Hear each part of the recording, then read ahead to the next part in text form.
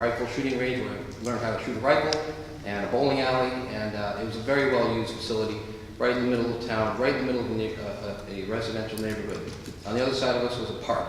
So I see there's a kind of an analogy there where you have a mixed-use recreational facility, very well-used and well-loved, I would add, abutting a residential zone, very residential zone, and a public park, Hastings Park, which where the annual recreation, when the British came, what do you call that? Reenactment, thank you. Would occur. So anyway, I just that just occurred to me, and it worked pretty darn well in Lexington, I have to say. And they had very rigorous regulations, zoning and otherwise. So I'm here in support of the legal remedies being sought. Ron took a good chunk of time in walking us through that, and I think it was all very important to share and understand. And you have a lot of reading to do ahead of you, so I'll keep this fairly brief. And I'll probably be repeating some of what Ron said, but from an architect's perspective, perhaps a little bit different. So I'm here to support that. I'm here in full support and representation of my client, CC. We've been working together for over a couple of years now. So I am going to read some prepared remarks. You have it in front of you, but I think it's important to just enter it in and vocalize it as well. So I'll read through that, and that you have in your packets, and also walk through the precedents that we have identified that are, interestingly enough, extremely historic and have been, some of which remain after the so-called urban renewal tore down and ripped apart the fabric of the Rondout, which I'm glad I was too young to not witness, because it would have just torn me up too. So the process here, I think, is working. We've worked with the HLPC, and I concur with Ron. We took their commentary, their thoughts, their recommendations very seriously, and we made a number of changes to the design and to the size as well. And so I think in that regard, the HLPC served a very vital function. And I think we have a better design thanks to them. Yes, absolutely, we're thankful for that. So we work closely with 6 agencies, local agencies, a state agency, county agency for the past 2+ years. The ZBA, as you all know, in its previous makeup, have already ruled a couple of times, and we don't need to burden this body with re-presenting it, so to speak. This is a matter that has evolved onto a legal playing field. So the design is completed. I'm here in a supporting role. Excuse me. All right, so with that, I'm just going to read through this, and I don't think it's going to take us very long. So this is from your packet. It's called the ICC HV supplement. And the first part is titled, "The ICC-HV is a restorative infill project." The ICC-HV is a restorative infill project consistent with the Rondout District's commercial past, including its mercantile, industrial, and dense urban fabric that existed for over a century before misplaced planning priorities destroyed countless structures, including dozens of buildings that were larger than the proposed ICC design.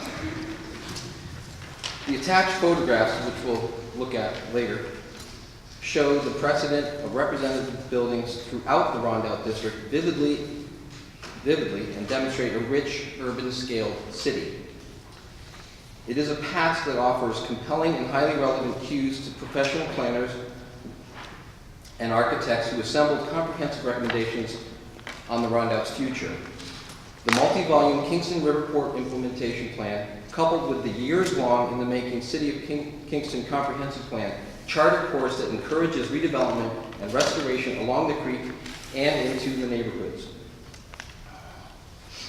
Consistency with the Riverport Implementation Plan and 2025 Comprehensive Plan. And Ron did go through a bit of this, but I think we'll just revisit it briefly. The City of Kingston Riverport Implementation Plan, Step 3, Final Implementation Plan, the draft of which was released in September 2015, outlined the following. Phase 1, 2 to 5 years, center and invest. Quote, the goal of this phase is to set the regulatory framework to incentivize revitalization and leverage currently planned projects, approximate total of 40,500 square feet.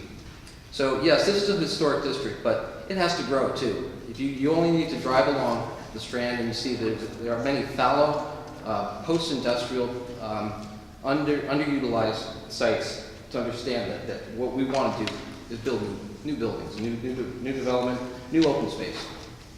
The ICC fits well within the framework of this first phase, providing 40% of the recommended new area. The plan specifically notes the need for infill development, which describes a basic factor of our proposal. Quote, the Hudson Riverport Vision Plan is a long-term structure for revitalization that allows for development to happen naturally over time within the goals and priorities of the city. It sets out to focus attention and create an exciting view of what the Kingston waterfront could be in 20+ years. The overall vision for the Hudson Riverport at Kingston is for a resilient, balanced, and achievable waterfront district that unlocks the full potential of the neighborhood and excites the community. The overall land use strategy is to convert underutilized brownfield sites, vacant lots, vacant buildings, and industrial sites with more active uses that create a mixed-use waterfront community for a spectrum of locals and regional users. Key projects along the waterfront are identified to draw people the length of the waterfront and create unique moments that establish a special world-class waterfront. Excuse me. These catalytic projects may include and be leveraged for currently planned projects, and the first one listed is the Irish Cultural Center, a boat building school, Cornell Building Arts and Culture Incubator Space, Eco Hotel at Midlands and Sons, strategic site, regional park playgrounds at the Kingston Point Park, Island Dock Park, Noah Hotel, and Island Dock Access Point, Midpoint Civic Destination, and Bike Center. All right, moving on to the some excerpts from the 2025 Kingston Comprehensive Plan, adopted in 2016, includes, quote, strategy 5.1.9, encourage human-scale infill development to present a continuous facade along commercial corridors throughout the city with purposeful placement of public squares or marketplaces to add texture and diversity to the streetscape. So looking at ICC, a 2-story masonry facade on Abiel Street is consistent with the mixed-use commercial and residential streetscape found throughout the lower Rondout district. There are taller masonry and wood frame structures on this block and on the blocks just east and west on Abiel Street. A 3-story facade towards West Strand is proportionally consistent with the 4-story Victorian structures that serve as a reminder of what the Rondout urban fabric once was, marching eastward to Broadway. In its dialogue with T.R. Gallo Park, the Maurice Hinchy Promenade, and the Rondout Creek, this meets a literal, functional, and purposeful placement related to public squares and points of cultural, educational activities, all of which the ICC is proposing. In conclusion, the proposed ICC conforms to the RT Rondout District and Rondout Historic District City Zoning Lot and Bulk Rondout Historic District City Zoning Lot and Bulk requirements, as Ron explained, and as you have approved in the past, as previously determined by the ZEO in his letter dated June 13, 2016, ZEO Zoning Enforcement Officer, and reaffirmed by a 4-to-1 vote at the November 29, 2016 meeting of the Zoning Board of Appeals. As further affirmed by the court on March 16, 2017, the ZBA's prior decision related to a direct relationship to the West Strand subarea was correct.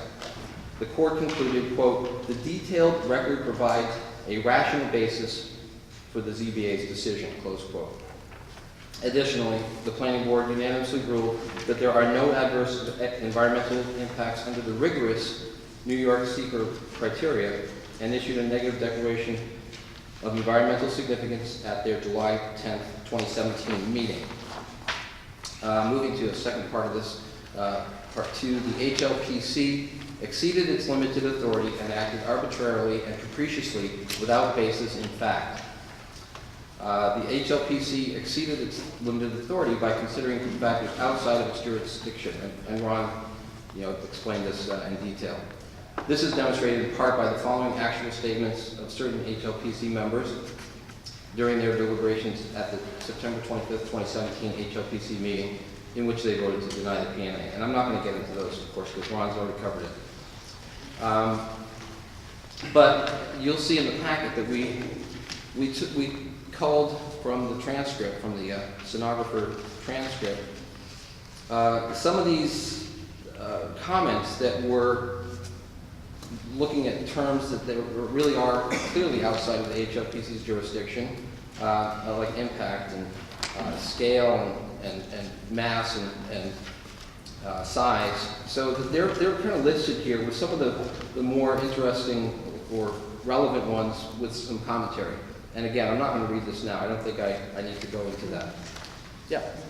Yeah, and I think really the importance of the excerpts from the transcript are to show the board how they strayed from their limited authority. That's number one. There's really two components here. You have to understand that they went outside of the scope of their limited authority. And then they made a decision to deny the P&A based on certain contentions that certain members made, but they're not backed up with any facts. Because the denial of the P&A has to be based on this negative, adverse impact on the district, of which they came up with nothing. And one of the themes that they kept discussing was that this project breaks precedent, that there were no buildings like this in Roundout. So I think what we should do now is just to get into showing the board members that really has no basis in fact or reality. Right, yeah. There's you'll see a lot of these with our commentary on some of these were showing that they were subjective opinions and not supported by empirical evidence or actual factual argument. So if you want to turn to the graphic section of your packet, there are a number of pages that have some diagrams and photographs that speak to exactly what Ron just mentioned, where there was a contention that there were no precedents. I would say that there were a huge number of precedents. It's just that you don't see them there because they were torn down in many instances, and others, thankfully, along West Strand and along Lower Broadway remained, because somebody had the wherewithal at the time to say, stop what you're doing, you're destroying the city. So the first one you have is called Infill Development, Restorative Waterfront Revitalization, Setbacks and Distances. This was a document that was presented previously, I believe, at the Planning Board. I think it's part of the secret package. Part of the secret package. So what it shows you, it's a diagram that it just indicates distances between buildings, the footprints. In planning and architecture, we call them a figure ground sort of map or diagram. So it's interesting, I think, if you look at it, you'll see that there's, it is a true infill project and building that we're proposing here along the West Strand. Also that it sets back from Beale Street and is fairly consistent with the buildings just to its west, several buildings between our site and Worth Street. Distances between the buildings they're manageable. In fact, the building to the residential building to the east is actually closer to the Victorian buildings than it is to the proposed ICC building. You'll also see that there are a number of buildings that have fairly good sized footprints in the area as well. The second page is the visual studies from Beale Street and West Strand. We had this generated from at the request of the HLPC. So we had a consultant assist us with this, and they produced several sheets. I just have one in the set right now. If it's requested, we can share all of them with the with the ZBA. So if you look at this page, you'll see how actually quite low slung the ICC building design is. And also there's an image here that shows color and form and shadow as well. But it's interesting because the neighboring structures, the adjacent structures, are actually taller in many ways. And in fact, again, the house to the east, you can see fairly significantly looms over the West Strand Victorian flat top buildings. So there are several vantage points there from Abbeel and West Strand. The next page, and you can study that and everything else in the packet on your own time as well. The next page just takes one image out of the very extensive Riverport report and study with their overall waterfront vision. And it's interesting because they show, you'll see on that diagram, that rendering, that they are recommending just an extensive 20-year plus development plan. And as I noted earlier, the ICC is part of that. They mention it, and they in fact put it on their rendering. And you'll see it. Yeah, it's specifically identified in the Riverport implementation plan. Right. And so that's part of that first phase of up to 40,000, 41,000 square feet that they envision, and where they see over 240,000 over time. So it's going to happen or it's not going to happen, and I think it should happen in some form. This is just a guidepost, what they provided, and I think they did an excellent job, and the ICC is part of that vision. Also, if you look at that in context, that small building, our 16,000 square foot building in the context of this sort of aerial view, you see how unsubstantiated the claim is that this is going to somehow egregiously affect the Roundout district. It just makes no sense. Ron's correct. It's smaller than a lot of what they were showing as potential long-term development strategy and vision and plan. And it's interesting, where they place the ICC on this rendering is actually much less desirable and would have much more impact on the Abbeel Street. What we did is we slid it substantially towards the West Strand, which is where it rightfully should be, and relating to the Company Hill Path, relating to the open spaces that are identified below and between the building, that site, and the Rondout. So those are the diagrammatic parts. The rest of the presentation shows the precedents, and these are many of which gone, unfortunately, but they do show the real density, the true nature of what the Rondout history is. These buildings were standing for over a century in many cases, and they defined the city. So I take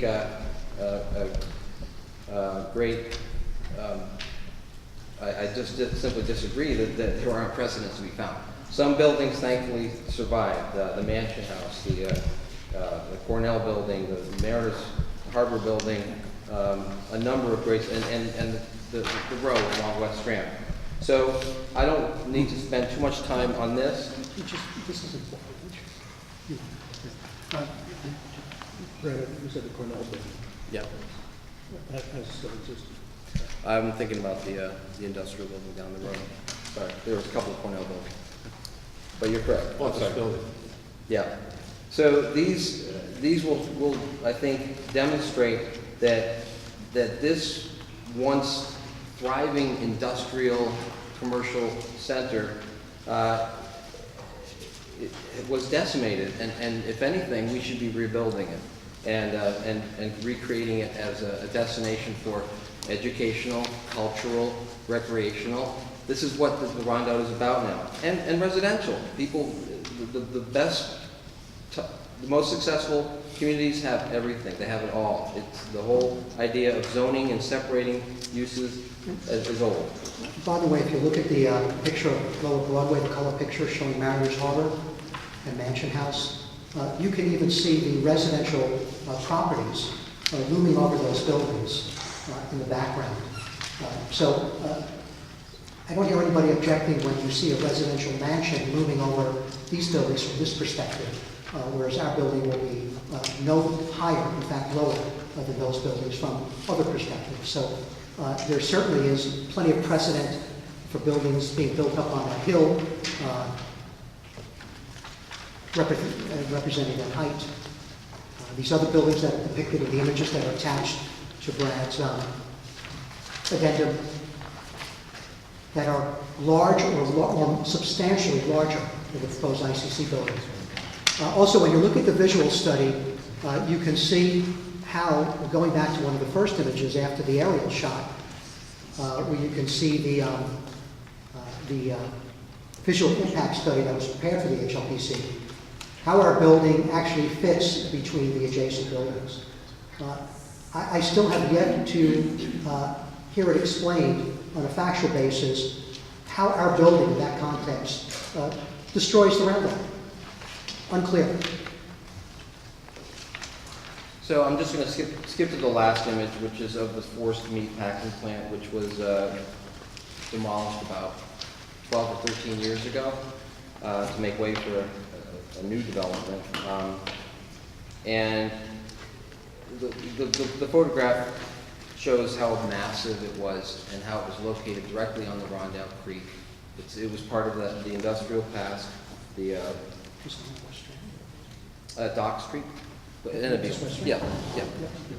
So, and then the very last page, well, it's on the legend map, so you can take a look. You can see where all these photographs are taken from.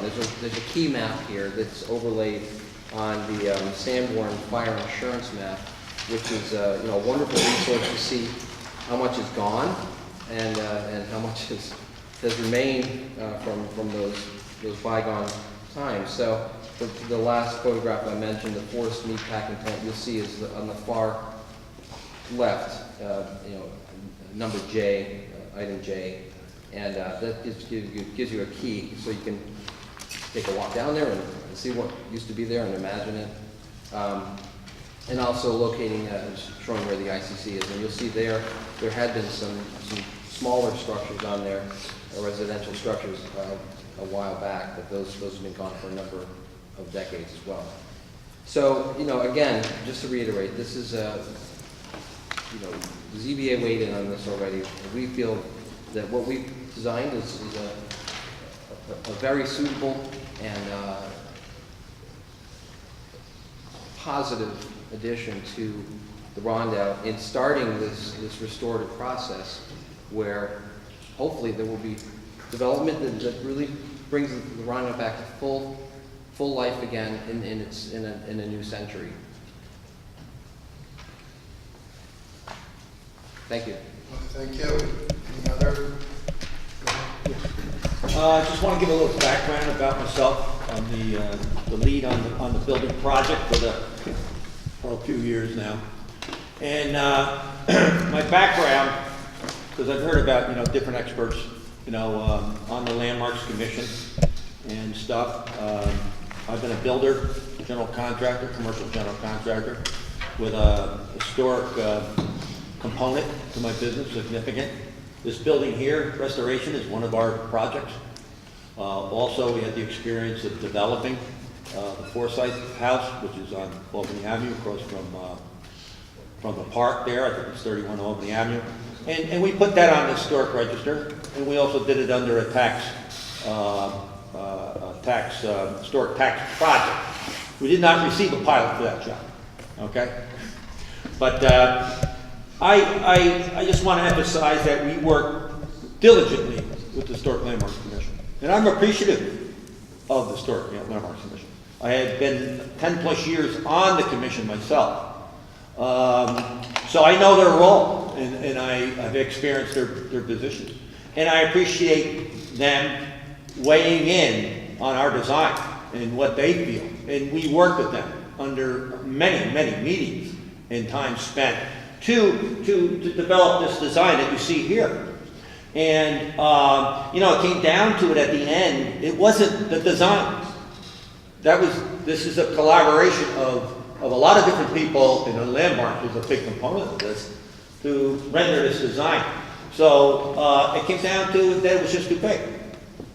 And from a developer's point of view, it's a little hard to get down to the end and say, hey, I like everything about your project, but it's too large.